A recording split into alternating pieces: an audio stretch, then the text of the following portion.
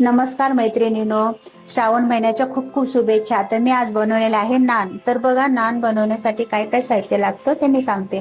एक वाटी दही घेतलेला आहे, तर त्या दह्यामध्ये 1 चमचा बेकिंग पावडर, 1 चमचा सोडा असं टाकायचं आणि मस्त असं मिक्स करून घ्यायचं।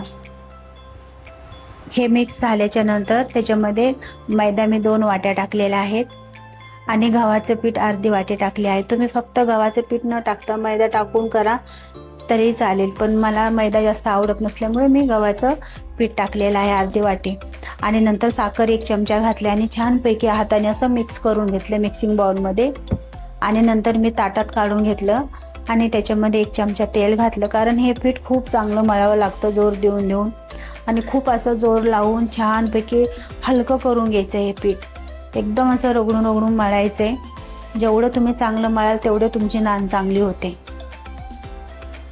ते बघा, असं छानपैकी घट्ट मळायचं।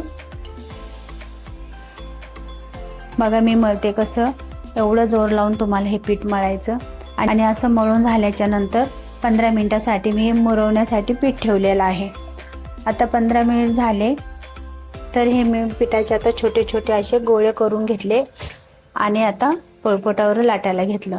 सुरुवातीला गोळा केला की त्याच्यावर कलोंजी टाकायची आणि थोडीशी कोथिंबीर घालायची आणि असं लाटत राहायचं। तर तुम्हाला याचा आकार गोल पाहिजे असेल तर तुम्ही गोल द्या, किंवा तुम्हाला अंडाकृती पाहिजे असेल, लंबोळा पाहिजे असेल, कसाही तुम्हाला जसं पाहिजे तसं, त्रिकोणी पाहिजे असेल कसाही तुम्ही या नानला असा आकार द्यायचा। दिल्याच्या नंतर कलोंजी आणि कोथिंबीर लावून घेतल्यानंतर पाणी लावायचं वरती आणि पाण्याने असं टॅप टॅप करून व्यवस्थित दाबून घ्यायचं। जेव्हा आपण कढई तव्यावर टाकतो तेव्हा ते नान चांगलं चिपकलं पाहिजे त्या तव्याला। कारण बघा काय करतात माहिती, हे नान आहे ना तव्यावर टाकल्याच्या नंतर तवा उलटा करून एक साईडने भाजून घेतात, पण मला पकडण्यासाठी हँडल नाही आहे, साधा तवा आहे। पण साध्याच तव्यावर आपल्याला छानपैकी नान कसं बनवायचं ते मी तुम्हाला सांगते। हा बघा, हा माझा तवा एकदम साधा आहे। असं दाबून मी एका बाजूला एक साईड नानची भाजून घेतलेली आहे।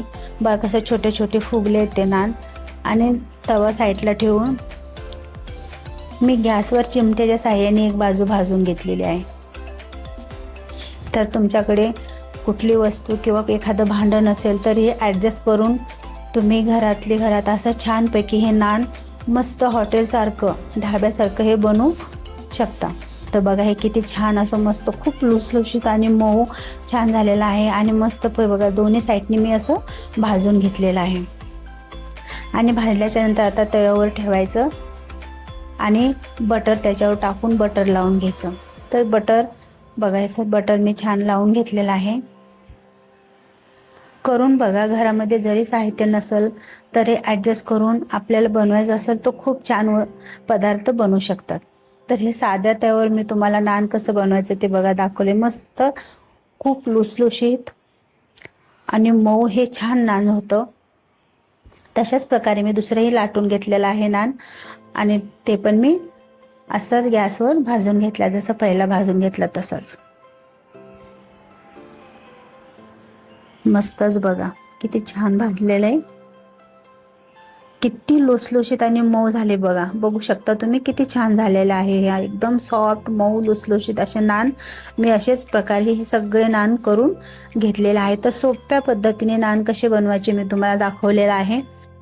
तर अशा प्रकारे बटर नानची थाली मी लावते आता। बटर नान, मिक्स भाजी, लोणचं आणि सलाड।